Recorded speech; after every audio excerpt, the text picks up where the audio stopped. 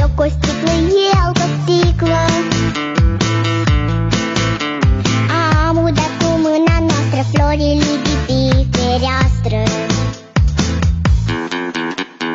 Restul ce-o rămas în sticlă i-am turnat și lui pisică.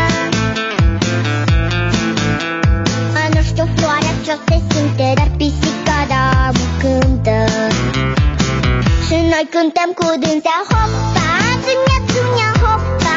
Toată lumea toată-i încântată de pisica talentată. Hopa, hai că-i bună, hopa, nu-i o glumă, toți îl cată pe costică să le mai aduc o sticlă.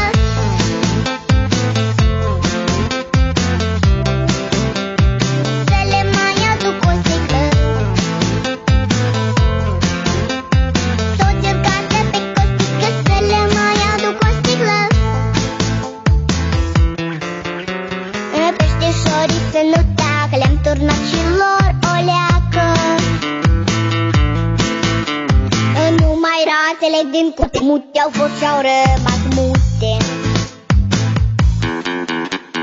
Nu știu ce o să fie mâine, dar acum la toți e bine.